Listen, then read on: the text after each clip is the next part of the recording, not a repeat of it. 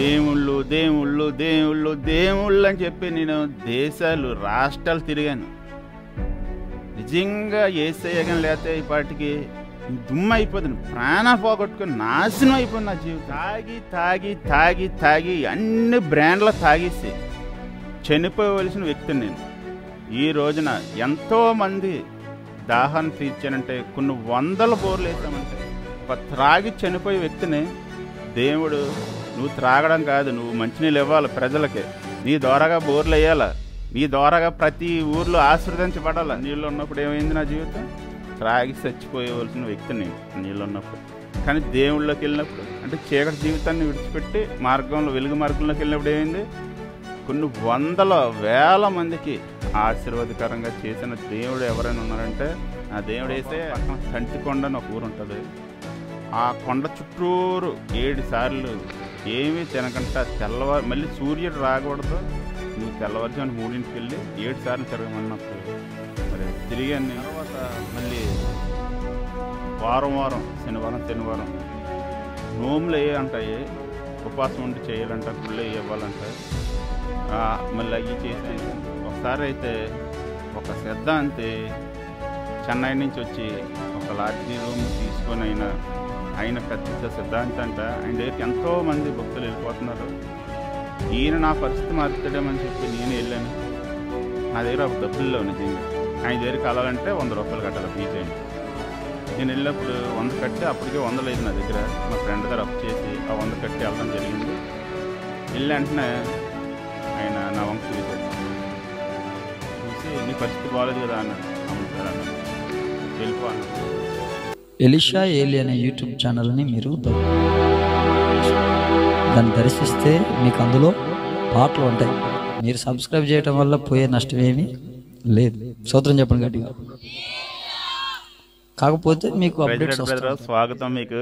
మరి ఎలీషా ఏలియా యూట్యూబ్ ఛానల్కి ప్రత్యేకించి మా కుటుంబం తరఫున మీకు స్వాగతం సుస్వాగతం. మరి మీరు మమ్మల్ని గుర్తించి మీరు మా మధ్యకి ఈరోజు రావడం మేము ఎంతో సంతోషిస్తున్నాం.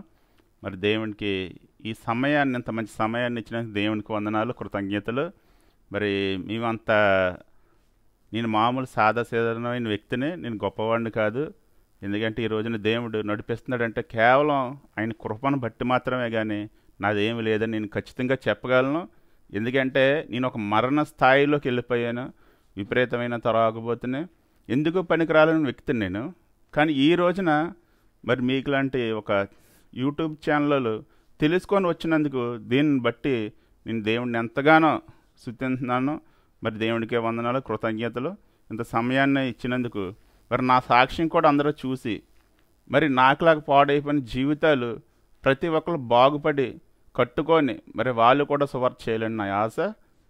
ప్రభు అయిన యేసుక్రీస్తు నామాలకే ప్రతి ఒక్కరికి ప్రేక్షకులకి అందరికీ నా వందనాలు. ఎలీషా ఏలియా యూట్యూబ్ ఛానల్ వారికి నాకు ప్రత్యేకించి కృతజ్ఞతలు చెల్లించుకుంటున్నాను. మరి నా సాక్ష్యం మీ అందరితో పంచుకుందామని చెప్తున్నాను. మరి అందరూ కూడా చివరి వరకు చూడండి. మరి నా సాక్ష్యం మరి ఈ మారుమూల ప్రాంతంలోకి వెళ్ళి ఇటువంటి సేవ చేయడానికి నేను దైవజనులు అయితే కాదండి. నేను కేవలం స్వార్థికుని మాత్రమే, వాళ్ళని ఒక విశ్వాసం మాత్రమే. మరి ఇంత మారుమూల ప్రాంతంలో నేను మొత్తం తెగించి ప్రాణం పోయినా చేయడానికి కారణం ఏంటంటే నేను యాక్చువల్గా ఎప్పుడో చనిపోలేని వ్యక్తిని నేను. మరి ఈ రోజున సజీవంగా ఉన్నానంటే అది కేవలం అది దేవుడు మహాకృపను బట్టని నేను ఖచ్చితంగా చెప్పగలను. మరి నా స్థితి ఏంటంటే నా పేరు అన్యుల్లో ఉన్నప్పుడు సందక్ శ్రీనుబాబు, మరి దేవుళ్ళలోకి వచ్చిన తర్వాత సైవం అని పిలువబడుతున్నాను. మరి మాది ఈస్ట్ గోదావరి జిల్లా ఏలేశ్వరం మా ఊరు. మా నాన్నగారి పేరు సందక్ సత్యనారాయణ గారు, ఆయన కోరి యూనియన్ ప్రెసిడెంట్గా చేసేవారు. అలాగే మా అమ్మ గృహిణి, ఇంట్లో ఉండేది. మరి మేము 2 అన్నదమ్ముల్ని, నేను పెద్దవాడిని. మరి దేవుళ్ళలోకి రాకముందు ఎలాగున్న విషయాలు మీకు క్లుప్తంగా చెప్పాలని ఆశపడుతున్నాను. మరి నేనైతే దేవుళ్ళలోకి రాకముందు ఒక వ్యసనాలన్నీ నాలో ఉండి మెయిన్గా ఎక్కువగా అంటే త్రాగుబోతుగా ఉండేవాడిని. త్రాగుడుబోతుగా ఉన్నప్పుడు అన్ని బ్రాండ్లు కూడా నేను తాగాను. అంటే బ్రాందీల్లో కానీ, విస్కీల్లో కానీ, బీర్లో కానీ ప్రతి ఇంకా ఒకటని కాదు, త్రాగుబోతులో ఆ టయానికి ఆ ఊర్లో ఏది దొరికితే బీరు దొరికితే బీరు, బ్రాందీ దొరికితే బ్రాందీ, విస్కీ దొరికితే విస్కీ తాగేవాడిని. ఏ ఊరు వెళ్ళినా ఫస్ట్ గుంట ఆ ఊరిలోని బ్రాందీ షాప్ ఉందో లేదని చూసేవాడు. నేనైతే త్రాగుడు ఎలాగ అలవాటు అయిందంటే, నేనైతే నాకు త్రాగుడు అలవాటు అవ్వడానికి మెయిన్ కారణం ఏంటంటే, నేను మైనింగ్ బిజినెస్ చేసేవాడిని. ఓకే, నాకు త్రాగుడు అలవాటు ఎలాగైందంటే, నేను మరి వర్క్ చెప్పాలి కదా. అంటే ప్రతి ఊరికి వెళ్ళి కనుక్కునేవాడిని. అదే నేనైతే ఆ టైంలో మరి ఏ ఊరికి వెళ్ళినా మొదటగా బ్రాందీ షాప్ ఎత్తుక్కుండేవాడిని.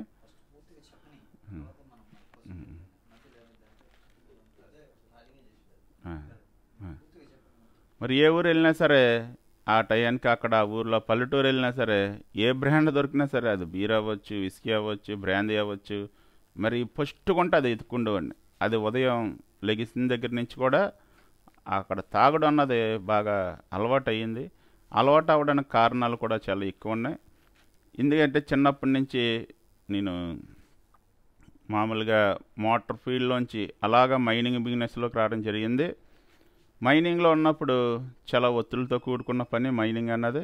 నాకు పొక్కులైన్లు 3 ఉండి, అలాగే కంప్రెషన్లో ఒక 5 ఉండి, రిగ్గులో 3 ఉండి, మరి నా దగ్గర 30 మంది స్టాఫ్ కూడా పనిచేసేవారు. ఫస్ట్లోనే నా ఫ్రెండ్స్తోనే సరదాగా ఎంజాయ్గాని తాగుదామని మొదలెట్టి, మరి ఆ ఎంజాయ్ ఫస్ట్ గుంట తాగి నాకు ఇన్కమ్ ఎక్కి వచ్చేటప్పుడు నేను త్రాగడం కొద్దిగా మొదలెట్టి అది వ్యసనానికి బానిస అయిపోయాను. లాస్ట్కి ఆ త్రాగుడు వ్యసనానికి బానిస అయిపోయాను. మరి ఇలా త్రాగుతుండగా మధ్యలో నాకు ఒక్కోసారి అనిపించేది, ఎందుకు ఇలా నేను ఇలా బానిస అయిపోయాను, దానికి వ్యసనానికి ఎందుకు లోబడిపోయినా అనిపించేది, నా మనసు గర్దించేది. ఆ టైంలోనే మరి మా పూర్వీకులు, మా నాన్నమ్మగారు వాళ్ళు కూడా చర్చికి వెళ్ళేవారు. నాకు దేవుడి మీద మనసు లాగేది. ఆ దేవుడి దగ్గరికి వెళ్తే ఈ వ్యసనాన్ని మానొచ్చేమో అనిపించేది. కానీ ఆ దేవుడి సన్నిధిలోకి వెళ్ళాలంటే నాకు చాలా ఇబ్బంది, అంటే మొగమాటంగా ఉండేది. ఎందుకంటే మా నాన్నగారు కానీ మా అత్తవారి సైడ్ కానీ వీళ్ళందరూ కూడా విగ్రహారాధికులు, వెళ్ళనివ్వరు నన్ను. కానీ నేను దొంగచాటున క్రిస్మస్కి, జనవరి 1కి వెళ్ళాను. కానీ అక్కడ ఎంతో ఆనందం పొందాను. అన్యోన్యం అయినప్పుడు కూడా పూర్తిగా తెలుసుకోలేకపోయినా, వెళ్ళాలంటే మా ఇంట్లో ఉన్న కొన్ని కట్టుబాట్ల వల్ల, మాలో ఉన్న బంధుత్వంలో ఎక్కువ మంది విగ్రహార్థికులు కాబట్టి వెళ్ళడానికి మొగమాటాలు ఇవన్నీ కూడా అడ్డొచ్చాయి నాకు. ఆ రకంగా జీవితం సాగిపోతుండగా మరి ఒక టైంలో మా నాన్నగారు కోర్ యూనియన్ ప్రెసిడెంట్ గారు కాబట్టి మరి ఏలేశ్వరానికి మెయిన్ బిజినెస్ ఏదైనా ఉందంటే క్వారీలే. 7,500 మంది జనాభా ఉండేవారు. మరి ఆ పేద ప్రజలను ఆదుకోవడానికి 1993లో అప్పటి వరకు కూడా పని చేసుకున్న వాళ్ళందరూ, ఆ రాళ్ళు కొట్టుకొని జీవితం సాగిస్తున్న వాళ్ళందరినీ కూడా సరైన జీతాలు ఇచ్చేవారు కాదు. చాలా ఇబ్బందులకు గురి చేసేవారు ఓనర్స్. ఆయన వైపు పోరాడడానికి, ఈ ప్రజల వైపు పోరాడడానికి సరైన నాయకుడిని ఎన్నుకోవాలని 7,500 మందిలో ఎవరిని ఎన్నుకుంటే బాగుంటుంది అనుకున్నప్పుడు మరి మా నాన్నగారు సందక సత్యనారాయణ గారు అన్న వ్యక్తిని, వీళ్ళందరూ ఆయన అయితే బాగుంటుంది, ఆయన నమ్మకంగా ఉంటాడు, నిజాయితీగా ఉంటాడని చెప్పి ఆయన ఎన్నుకోవడం జరిగింది. అప్పటికి ఆ ఎన్నుకోక ముందు మా నాన్నగారు విగ్రహారాధనలో చాలా ఎక్కువగా ఉండేవారు. మరి పొద్దున్న ఈశ్వరుని ఎక్కువ నమ్ముకుండేవారు. మరి పొద్దున్న తెల్లవారుజామున 3ంటికే గుడికి వెళ్ళేవారు. మరి ఆ రోజున సోమవారం నాడు మా నాన్నగారు కనీసం ఏ రోజున కూడా కనీసం మంచినీళ్ళు కూడా తాగేవారు కాదు. ఆయన ఏం ముట్టుకుండేవారు కాదు, చాలా నిష్ఠగా ఉండేవారు అన్నమాట. ఆ రీతిగా ఉన్నప్పుడు ఈ యూనియన్లో కొనసాగుతుండగా మరి మా నాన్నగారు లీడర్షిప్ చూసి సిపిఐఎంఎల్ని ఒక పార్టీ వచ్చి సపోర్ట్ చేసింది. ఆ పార్టీలో ఆ కార్యక్రమంలో కొనసాగినప్పుడు మా నాన్నగారు ఆ రీతిగా వెళ్తుండగా ఇప్పుడు ఉన్న దేవుళ్ళు కూడా విడిచిపెట్టి మా నాన్నగారు ఒక కమ్యూనిస్ట్గా, అంటే అస్సలైనది ఏదంటే పేదవాళ్ళకు సేవ చేస్తేనే నిజమైన సంతోషాన్ని గ్రహించి మరి ఆ 7,500 మందిని పొద్దున్న లెగిసి వాళ్ళందరూ ఎవరొకరు మా ఇంటికి వచ్చేవారు. వాళ్ళు జీతాలు ఇస్తలేదు, బత్తాలు ఇస్తలేదని చెప్పి వాళ్ళ సమస్యలు చెప్పుకుండేవారు. రాత్రి అనగా పగలనగా మా నాన్నకి సరైన తిండి ఉండేది కాదు, నిద్ర ఉండేది కాదు. అలాగే చిన్నపిల్లలు మేము ఆ టయానికి మమ్మల్ని కూడా పట్టించుకునేవారు కాదు. వాళ్ళ కోసమే పోరాడేవారు, వాళ్ళ కోసమే ఉండేవారు. అలాగే హైదరాబాద్లో మీటింగ్లు, ఢిల్లీలో మీటింగ్లు, ఎన్నో చోట్లకి వెళ్ళేవారు. మరి ఈ రీతిగా వెళ్తుండగా మా కుటుంబం 2009లో మా నాన్నగారికి మరి ఆయనకి కిడ్నీ సమస్య ఒకటి వచ్చింది. షుగర్ ఎక్కువైపోవడం కూడా చూసుకోలేదు, మా నాన్నగారు గమనించలేదు. ఆ కిడ్నీ నిండా ఒక షుగరు, ఆ బ్లడ్ మొత్తం అంతా కూడా షుగర్ కింద తయారైపోయి ఆ కిడ్నీ మీద పడేసింది. కిడ్నీ పనిచేయలేదు.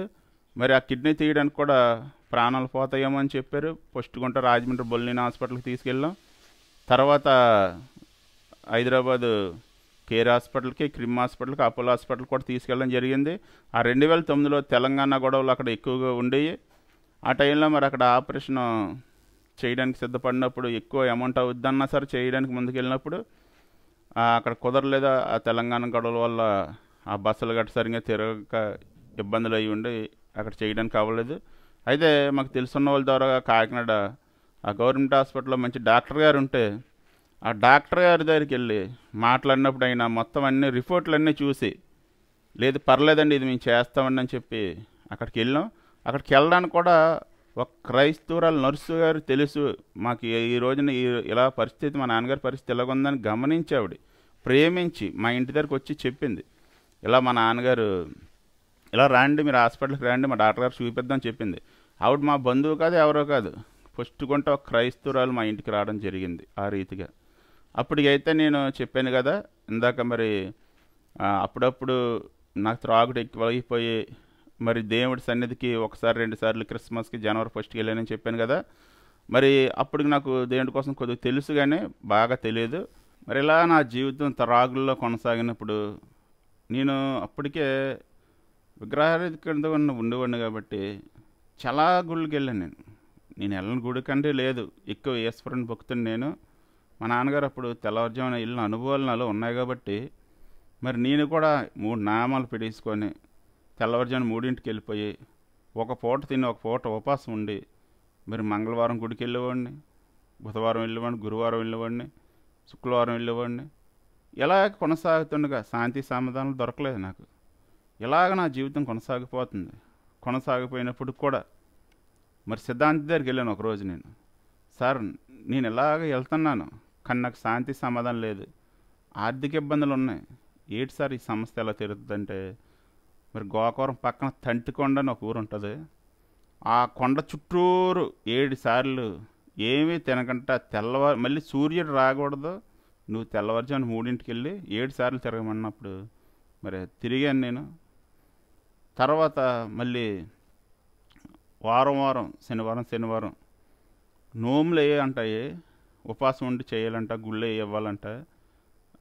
మళ్ళీ అవి చేశాను, ఎన్నో చేశాను. ఒకసారి అయితే ఒక సిద్ధాంతి చెన్నై నుంచి వచ్చి ఒక లాడ్జీ రూమ్ తీసుకొని ఆయన పెద్ద సిద్ధాంతి అంట, ఆయన దగ్గరికి ఎంతోమంది భక్తులు వెళ్ళిపోతున్నారు. ఈయన నా పరిస్థితి మారుతాడేమని చెప్పి నేను వెళ్ళాను. నా దగ్గర అప్పుడు డబ్బులు లేవు నిజంగా.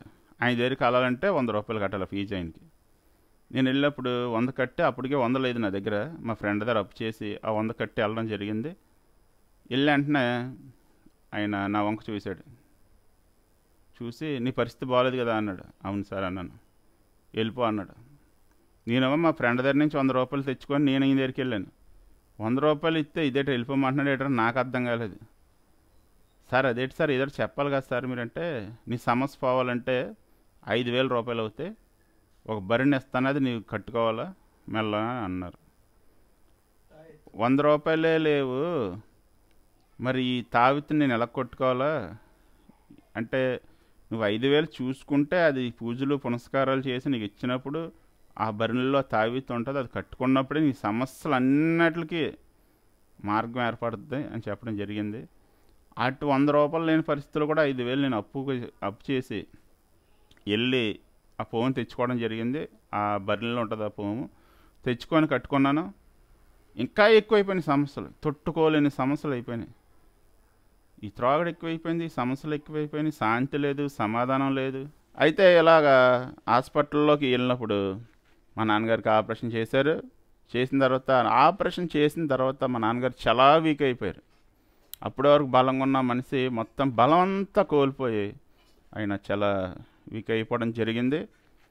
ఆ టైంలో మరి రోజుకి ఒక విశ్వాసులు 2-3 వచ్చేవారు, ఒక పాస్టర్ గారు ఒక ఆయన వచ్చేవారు. రోజుకి మా దగ్గరికి వచ్చి సువార్త చెప్పేవారు.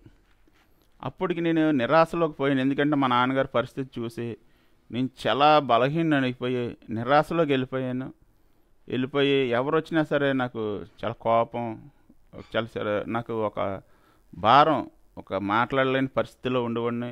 ఏడిసేవాళ్ళు మేము మా నాన్నగారి పరిస్థితి అలా చూసి. అయితే ఆ టైంలోనే వీళ్ళు వచ్చి ధైర్యం చెప్పేవారు ప్రతిరోజుని.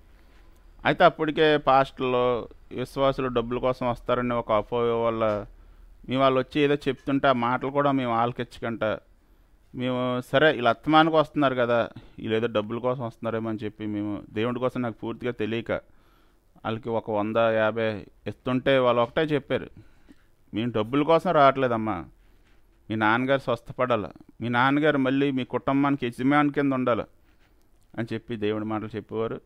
మీ నాన్నగారు స్వస్థపడతారని చెప్పేవారు. ఆ రీతిగా నాన్నగారికి సువార్త రోజుకి చెప్పేవారు. మరి మేము ఆలోచించేవాళ్ళం. మా నాన్నగారు కూడా ఫస్ట్లోనే వద్దండి, రావద్దండి, మా పరిస్థితి చాలా బాగోలేదు, మీరు వచ్చి మమ్మల్ని ఇబ్బంది పెట్టొద్దని కూడా చెప్పారు. చెప్పినా సరే, ఎంత చెప్పినా సరే రోజుకి వచ్చేవారు వాళ్ళు. అప్పుడే నిజమైన సువార్త నాకు ఇప్పుడు కూడా గుర్తుంది ఆ సువార్త ఏంటన్నది. మరి ఆ రీతిగా వెళ్తుండగా మరి మేము ఒకరోజు మా నాన్నగారు నేను కూర్చొని ఆలోచించుకుంటున్నాం, ఆ బాధలోనే ఆలోచించుకున్నాం. మరి 7,500 మంది ఒక నాయకుడు, వాళ్ళ కోసం 93 నుంచి 2009 వరకు కూడా రాత్రి అనగా పగలనగా వాళ్ళ కోసం కష్టపడి, వాళ్ళ కోసం మరి ఆరోగ్యాన్ని పాడు చేసుకొని, కిడ్నీ పాడు చేసుకొని, షుగర్ రప్పించుకొని ఇంతలా కష్టపడ్డారే. మమ్మల్ని కూడా పట్టించుకోకంట, కుటుంబాన్ని కూడా పట్టించుకోకంట, పిల్లల్ని పట్టించుకోకంట, వర్కర్స్ కోసం ఇంతలా కష్టపడ్డారే. వీళ్ళు ఎక్కడున్నారు, ప్రజలేరు అసలు అని మా నాన్నగారు నేను డిస్కషన్ చేసుకోవడం జరిగింది. చేసుకున్నప్పుడు బాగా ఆలోచించాం. అప్పుడు మేము వీళ్ళెవరో మాకు తెలియదు. రోజుకి 3-4 వస్తున్నారు సువార్త చేయడానికి. మాకు ఫ్రూట్స్ ఇస్తున్నారు. ఒకళ్ళు జామ పండు తెస్తే, ఒకళ్ళు యాప్లికాయ తెస్తే, ఒకళ్ళు ద్రాక్ష పళ్ళు తెస్తే వాళ్ళు సొంత డబ్బులతో తెచ్చుకొని మాకు ఇస్తున్నారు. ఏటి ప్రేమ ఏంటి అసలు? అరే వీళ్ళ కోసం మేము ఎప్పుడు తెలుసుకోలేదే, వీళ్ళెవరో మాకు తెలియదే, వీళ్ళు మాకివ్వడం ఏంటి అని మేము చాలా ఆశ్చర్యపోయేవాళ్ళం. కానీ వాళ్ళు మేము వెళ్ళిపోయామన్నప్పుడు కూడా కానీ మా దగ్గరికి వచ్చి అలా చెప్పడం బట్టి, మేము ఒకరోజు ఇలా డిస్కషన్ చేసుకోవడం బట్టి వాళ్ళు వచ్చి ప్రార్థన చేస్తుండగా మేము అడిగాం వచ్చిన వాళ్ళని, ఆ సువార్థికుల్ని. 3 వచ్చారు కాబట్టి డైలీ, ఆ పాస్టర్ గారు కూడా వచ్చారు కాబట్టి అసలు మేమేం చేయాలండి, మా నాన్నగారు బాగుపడాలంటే, మళ్ళీ మా నాన్నగారు ముందు పరిస్థితి రావాలంటే మేమేం చేయాలా అని నేను మా నాన్నగారి దగ్గర ఉంటుండగానే అడిగాను. వాళ్ళు చెప్పిన సమాధానం ఏంటంటే, బాబు మోకాలు వేసుకోమ్మా, మోకాలు వేసుకొని నీ బాధ అంతా, నీలో ఉన్న బాధ మాకు చెప్పవలసిన వద్దు, దేవుడి దగ్గర చెప్పుకో. బాధలు తీర్చి దేవుడు ఆయనే, స్వస్థపరిచే దేవుడు ఆయనే, నిజమైన దేవుడు ఎవరైనా ఉన్నారంటే యేసుక్రీస్తు వారు మాత్రమే అని చెప్పడం జరిగింది. అప్పుడు మరి ఒకరోజు నేను ప్రార్థించేవాడిని. అప్పటికి నేను ప్రార్థించినప్పుడు కూడా నాకున్న మందు అలవాటుని బట్టి ఆ త్రాగేసి వచ్చి ఆ బాధలోనే నేను సరిగ్గా ప్రార్థించేవాడిని అయితే కాదు. కానీ మా నాన్నగారు ఆ పరిస్థితిలోనే, అరే 7,500 మంది కోసం నేను పోరాడానే, 7,500 కోసం రాత్రి పగలు తిరిగానే, వీళ్ళందరూ నా కోసం వస్తే కనీసం ఒక 10 మంది 5 మంది అప్పుడప్పుడు చుట్టం చూపుగా వచ్చి చూసిపోతున్నారే, నా బంధువులు 300 మంది ఉన్నారే, వాళ్ళందరూ కూడా కనీసం వస్తే ఏదో వచ్చారు, చుట్టం చూడుపుగా వచ్చారు, మహా అయితే ఒక 20-30 మంది వచ్చారు, చూసి వెళ్ళిపోతున్నారే.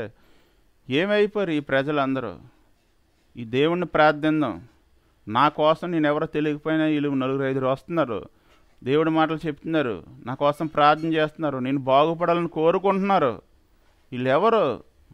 వీళ్ళు చెప్పినట్టుగా నేను నడుచుకుంటాను, ప్రార్థన చేస్తాను, నన్ను స్వస్థపరిస్తే నిజంగా దేవుడు ఎందు నేను నా జీవితాంతా ఆయనకు అర్పించుకుంటానని నాన్నగారు తీర్మానం తీసుకొని ఆ రోజు రాత్రి ప్రార్థన చేయడం జరిగింది. నాన్నగారికి ప్రార్థన మొదలెట్టారు. రోజుకి ప్రార్థన చేస్తున్నారు. ఒకరోజు నాన్నగారికి విపరీతమైన బాధ, ఆ కిడ్నీ దగ్గర చాలా విపరీతమైన బాధ, తట్టుకోలేని బాధ. ఆ టైంలో నాన్నగారు ఏడుచుకొని ఆ హాస్పిటల్లో కన్నీటితో, దేవా నువ్వే అసలైన దేవుడు అంట కదా, ప్రభువా నన్ను రక్షించండి దేవా, తండ్రి నన్ను నాయనా గుర్తించుకోండి ప్రభు అని ఆ రోజు రాత్రి ఆయన ప్రార్థించినప్పుడు దేవుడు దర్శించడం జరిగింది మా నాన్నగారిని.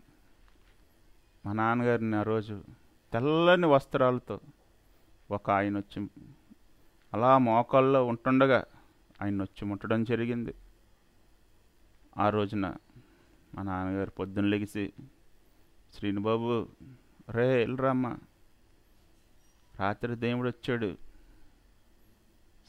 తెల్లని వస్త్రాలతో వచ్చి నన్ను ముట్టాడు, నాకు ఇప్పుడు కొద్దిగా సమాధానంగా ఉంది.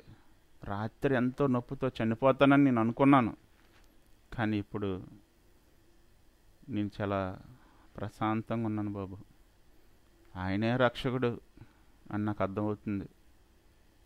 ఒకసారి నువ్వు కూడా ప్రార్థన చేయి బాబు. లేదు డాడీ చేస్తున్నాను అని నేను చెప్పడం జరిగింది. నాన్న ప్రార్థన మొదలెట్టాడు, చేస్తున్నాడు ప్రార్థన, రోజు రోజుకి చేస్తున్నాడు ప్రార్థన. జీవితం మారుతుంది, ఆ బలహీనత పోతుంది. అంతే ఒక నెల రోజుల్లో మా నాన్న మునుపటి స్థితికి వచ్చేసాడు.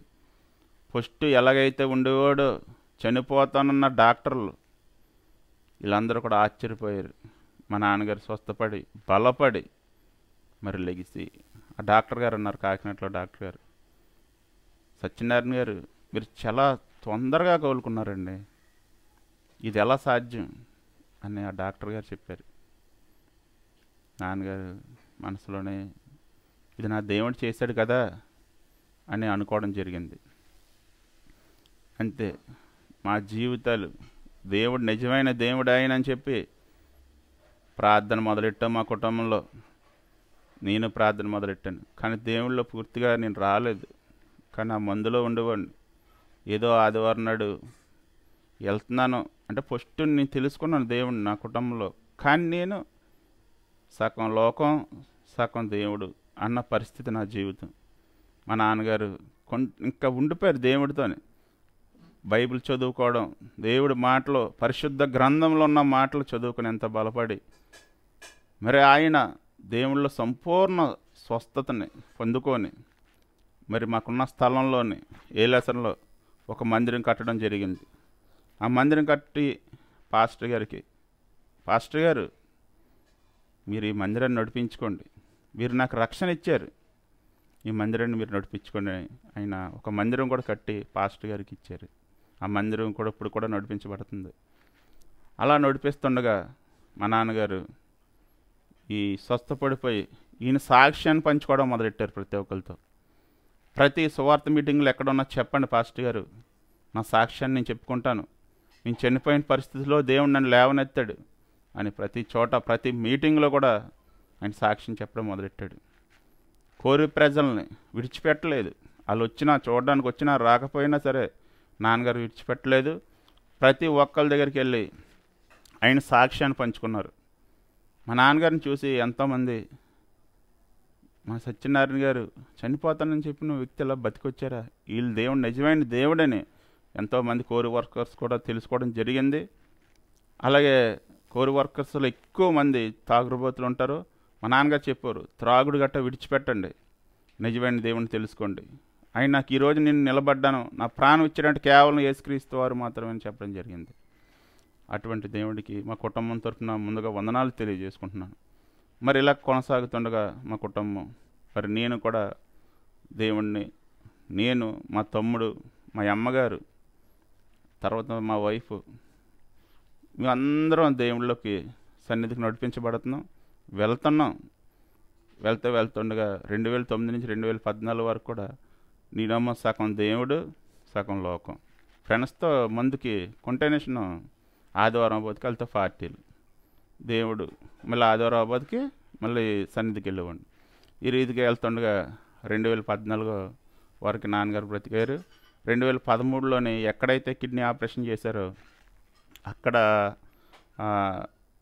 కొన్ని కారణాల వల్ల అక్కడ క్యాన్సర్ ఎఫెక్ట్ అయ్యింది.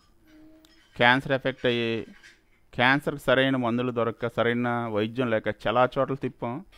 కొన్ని ఒక ఇండక్షన్ అప్పుడు చాలా ఖరీదైన రేటు, దాంట్లో కూడా దేవుడు ఎంత సహాయం చేశాడు. ఒక ఇండక్షన్ వచ్చేప్పుడు 25,000 రూపాయలు, అది వారానికి ఒకసారి చేయించుకోవాలా.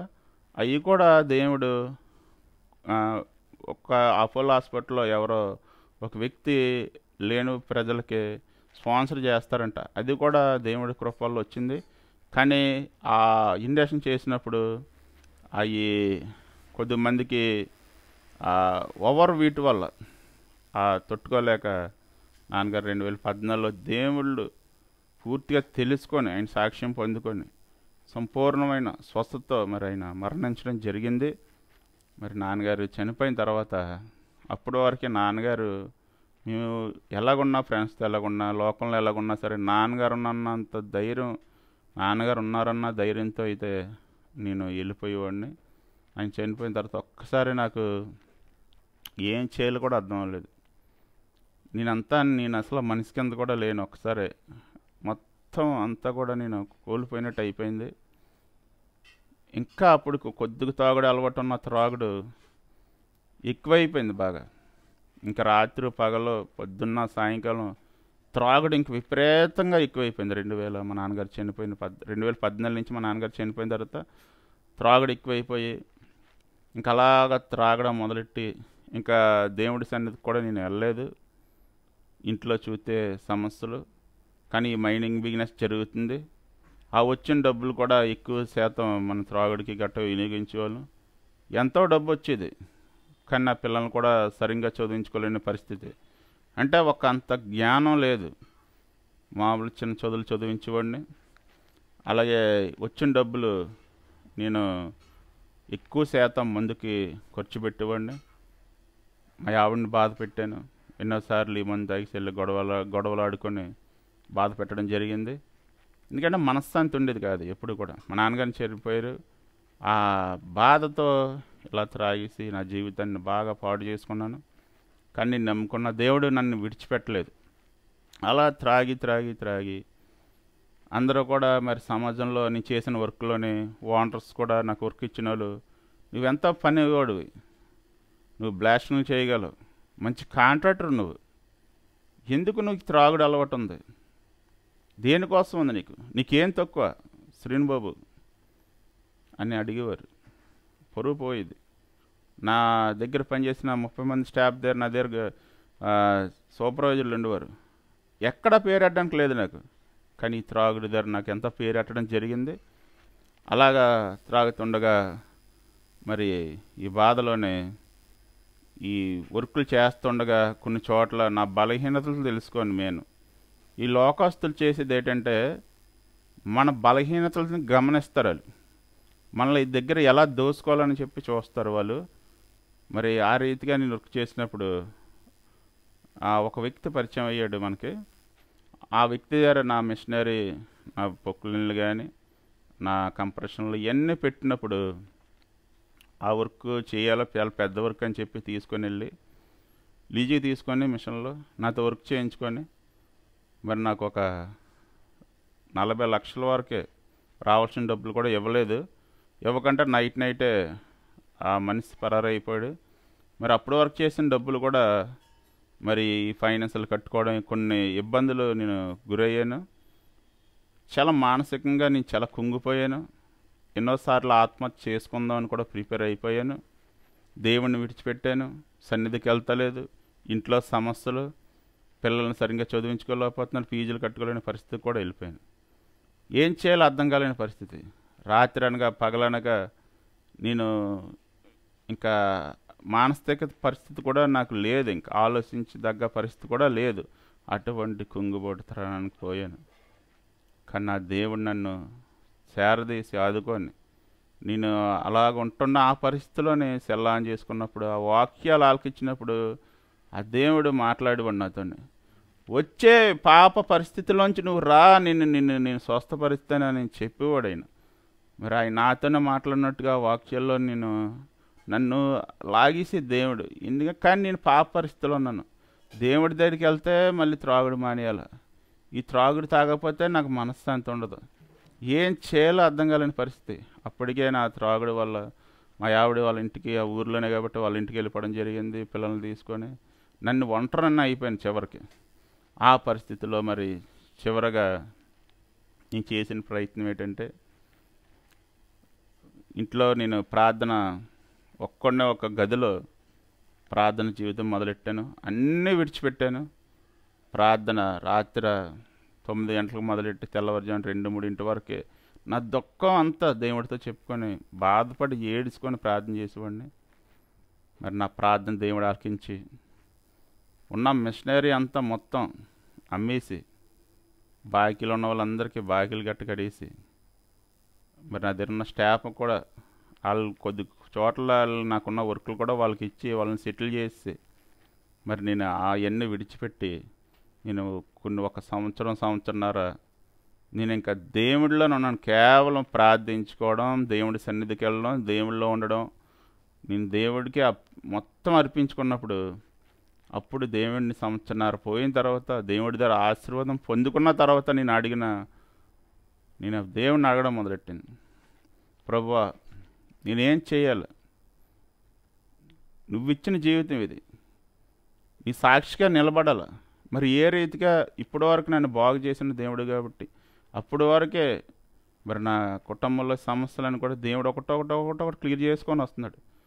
ఏం చేయాలంటే దేవుడే మొత్తం అన్నీ దేవుడే చేసుకొచ్చాడు.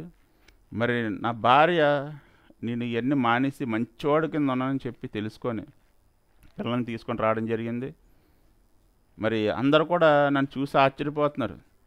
ఇదేట్రా వీడు ఎలాగ ఉండేవాడు తాగేసి, ఏటిడు ఎలాగ మారిపోయాడు, ఇదేంటి ఎంత సమాధానం పడిపోయాడు, ఇంతలాగా ఉన్నాడేంటి అని ఆశ్చర్యపోతున్నారు. మరి ఈ డబ్బులు దెబ్బసిన వ్యక్తి ఎవరైతే ఉన్నారో ఆ వ్యక్తిని కూడా మరి మా తమ్ముడు సబ్ ఇన్స్పెక్టరు, మా తమ్ముడు అప్పటి వరకు మా తమ్ముడు కూడా నేను తాగుతున్నానని చెప్పి మాట్లాడడం మానేసిన వ్యక్తి నన్ను కేకేసి, ఒరే నువ్వు చాలా మారిపోయావు, నీలో చాలా మార్పు చూస్తున్నావు, ఈ మార్పేరా మిమ్మల్ని నేను కోరుకున్నది మీ దగ్గర నుంచి, నీకు ఏ సహాయం కావాలో చెప్పరా అని అడగడం జరిగింది. నేనైతే నా సాక్ష్యం అంతా పంచుకోవడం జరిగింది. ఎందుకంటే ఆ సాక్ష్యంలో ఎన్నో ఉన్నాయి. ఎందుకంటే ఆ త్రాగడమే కాదు, కానీ త్రాగిన తర్వాత కైనీలని, సిగరెట్లని, ఇవన్నీ కూడా సిగరెట్ అలవాటు ఉండేది, ఇవన్నీ ఉండే. కానీ అన్నీ దేవుడు ఎప్పుడైతే నేను దేవుడికి అర్పించుకున్నానో, ప్రార్థన జీవితం గదిలోకి వెళ్ళి ఆ రాత్రి వేళ సమయాన్ని నేను ప్రార్థన జీవితం ఎప్పుడైతే మొదలెట్టానో, మరి త్రాగుడి నుంచి కానీ, సిగరెట్ నుంచి కానీ, ఈ గుట్కాల నుంచి కానీ, ఇవన్నీ కూడా దేవుడు స్వస్థపరిచి సంపూర్ణమైన స్వస్థత దేవుడు ఇవ్వడం వల్ల మళ్ళీ నేను అందరికీ ఆశీర్వాదకరంగా తయారైనప్పుడు మా తమ్ముడు నన్ను గుర్తించి అడగడం జరిగింది. అప్పుడు ఎవరైతే నా డబ్బులు దెబ్బారో వాళ్ళ అడ్రస్లు తీసుకొని, అయితే ఆ అడ్రస్లో ఆయన లేడు, వాడు ఎక్కడ ఉంటాడో కూడా తెలియదు, కానీ ఆ పోలీస్ ఎంక్వైరీలో చేరితే మా వాడు తెలుసుకొని వాళ్ళని తీసుకొని వచ్చి వాళ్ళకి గట్టిగా మరి చెప్పడంలో వాళ్ళు కూడా ఆ పోయిన డబ్బులు కూడా మరి దేవుడు ఒక 25 లక్షల వరకే మరి రావడం జరిగింది. ఎందుకంటే సమస్తం నీ దేవుడికి అప్పచెప్పాను, ఏది జరిగినా నీ ఇస్తాను తండ్రి, నీ నడిపింపులోనే నడుస్తాను అని చెప్పి దేవుడికి చెప్పినప్పుడు 25 లక్షలు రావడం జరిగింది. మరి ఆ రీతిగా నా జీవితం ఒక దేవుళ్ళో ఆనందకరమైన జీవితం వెళ్తుండగా మరి నా బిడ్డలను బాగా చదివించుకుంటున్నాను. అదే టైంలో మా బిడ్డలకి కేవీలో కూడా సీట్ వచ్చింది, పాపకి చాలా సంతోషించాం. నా భార్య కూడా నా బట్టి ఎంతో సంతోషిస్తుంది. మరి దేవుళ్ళో బలపడుతున్నాం, మందిరానికి క్రమం తప్పకుండా వెళ్తుండగా మరి ఈ డబ్బులతో ఏదో ఒకటి చేయాలి కదా అని చెప్పి నేను ఈ ఈవీ షోరూమ్ పెట్టడం జరిగింది. ఎలక్ట్రానిక్ వెహికల్ షోరూమ్ పెట్టడం జరిగింది, 2 షోరూమ్లు. ఆ షోరూంలో పెట్టి జగ్గంపేటలో ఒకటి, ఏలేశ్వరంలో ఒకటి పెట్టిన తర్వాత మరి దేవుడి కృప వల్ల చాలా బొల్లమ్మ పాస్టర్ గారులకి అయితే మరి నాకు ఏ రేటు పడ్డదో లాభం లేకుండా అవసరమైతే నాకు పడ్డ రేట్లో 1000-2000 తగ్గించి ఎంతోమంది దైవజనులకు కూడా బళ్ళు ఇవ్వడం జరిగింది. అలాగే విశ్వాసులకు కూడా నాకు పడ్డ రేటుకి ఇవ్వడం జరిగింది. మరి ఆ రీతిగా ముందుకు వెళ్తుండగా నాలో ఇంకా భారం ఏంటంటే, నేను వ్యాపారం చేసుకుంటున్నాను, నా కుటుంబాన్ని నేను పోషించుకుంటున్నాను, కానీ ఇంకా ఏదో చేయాలి దేవుడి కోసం. కానీ అప్పటికి కస్టమర్స్కి చెప్పేవాడు నా దగ్గరికి వచ్చిన వాళ్ళకి, నా ప్రభు నన్ను ఎంతలా నిలబెట్టాడండి, ఈ షోరూంలో ఉండడానికి కారణం దేవుడే, నేను ఇలా నిలబడ్డానికి కారణం దేవుడే. ఇదంతా కూడా నేను చనిపోయిన పరిస్థితిలో ఆయన లేవనెత్తాడని నేను చెప్పి నేను సాక్ష్యం చెప్పేవాడిని. ఎక్కడ ఉన్నా సరే నేను దేవుడి సాక్షిగా ఉండడమే నా జీవితం. ఆ రీతిగా సాక్ష్యం చెప్తుండగా అందరూ ఆలకించి మంచిది అనేవారు, కానీ ఎక్కువ మందికి చెప్పడానికి అవకాశం ఉండేది కదా నాకు. కానీ దేవుడిని అడిగేవాడిని నేను, ప్రభా ఎలా చెప్పాలి, ఇంకా ఎలా చెప్పాలి, ఏం చేయాలన్నది. ఆ రీతిగా వెళ్తుండగా మరి నేను అమ్మేసిన ఆ రిగ్గులు, ఆ 3 రిగ్గులు అమ్మేసాను కదా, ఒక రిగ్గు ఆయన నా పేరున ఉంది రిగ్గు, అది సరిగ్గా ఫైనాన్స్ కట్టలేదు. ఫైనాన్స్ కట్టకపోతే అప్పుడు నేను వాళ్ళ ఆఫీస్ దగ్గరికి వెళ్ళాను. వాళ్ళు బోర్వెల్స్, నేనేమో కోరిల్లో డ్రిల్లింగ్ చేసేవాడిని నేను ఆ రిగ్గులతోనే. కానీ ఆ రిగ్గుతో వాళ్ళు బోర్వెల్స్కో మార్చుకున్నారన్నమాట. ఈ కోరిలో కోసే రిగ్గునే బోర్వెల్స్ వేసే రిగ్గు ఒకటే, ఓన్లీ కింద బిట్లు మాత్రమే మారుతాయి.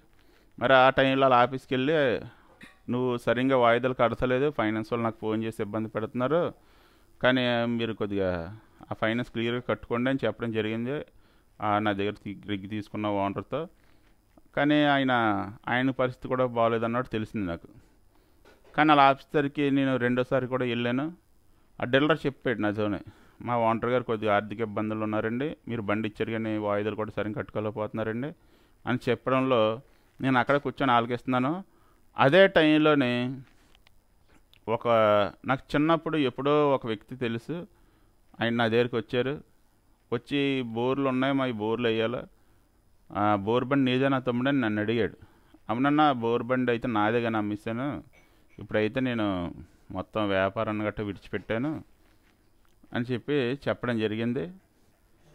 కానీ ఆయన తమ్ముడు ఒక 100 బోర్లు వేయాలి ప్రకాశం జిల్లాలోనే, కానీ నువ్వు వచ్చేస్తావా అని నన్ను అడిగాడు.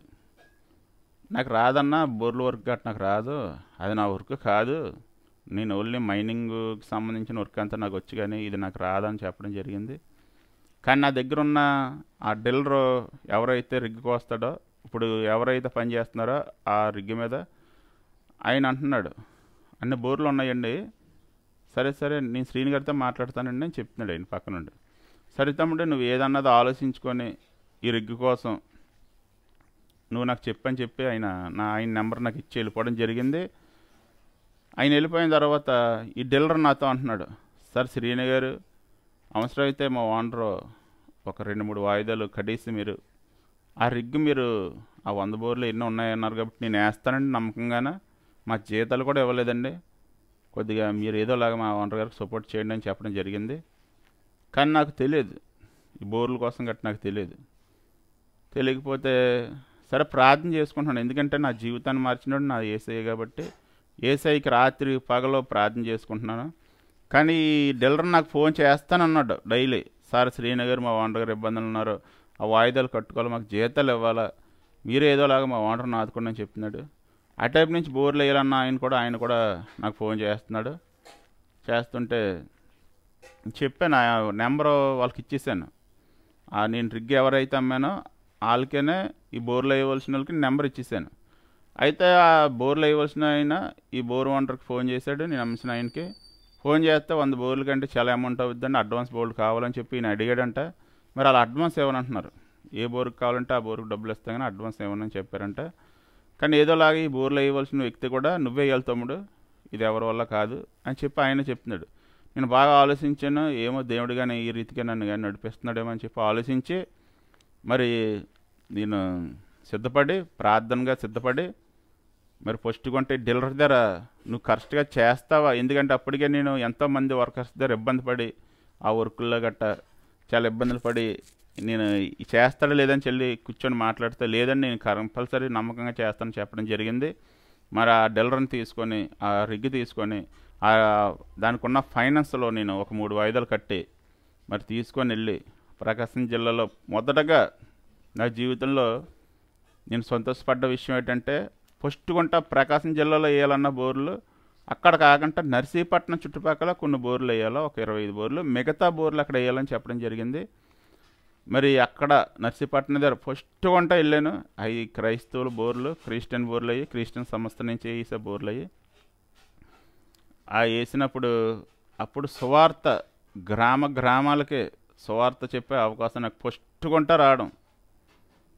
మరి అప్పుడు నేను ప్రతి ఊర్లో అందరిని పిలిచి సర్వే కూడా నేనే వెళ్ళి చేశాను. ఎక్కడైతే ఎక్కడ లేవో సర్వే చేసి గ్రామాల్లో అందరినీ ఎంపీటీసీలని, సర్పంచుల్ని వీళ్ళందరినీ యాక్సి మరి బోర్లు వేయడం మొదలెట్టాం. బోర్లు వేసాం. అక్కడ ఆ ఏరియా అంతా కూడా బోర్లు వేసాం. ఎంతోమందికి సువార్త చెప్పినప్పుడు నేను చాలా ఆనందించాను దేవుళ్ళు. అదే నేను కోరుకున్నది. ఇంతమందికి సువార్త చెప్పాలన్నదే నా ఆశ. మరి స్టార్ట్ అయ్యింది నా జీవితం. మరి తర్వాత ప్రకాశం జిల్లాలో వేసాం. తర్వాత ఈ రిగ్గు ఎవరిదైతే ఉందో అన్నా నేను తిప్పుకోలేనన్నా, నా వల్ల కాదు, నువ్వే బాగా తిప్పుతున్నావు అని చెప్పి ఆయనకి కొద్దిగా షేర్ ఇచ్చి ఆయన మన షేర్ మీద మరి ఆయనకు అప్పచెప్పాను బండి. అప్పుడు ఏజెన్సీల్లో కొన్ని బోర్లు కూడా అన్ని చోట్ల సర్వే చేసాం.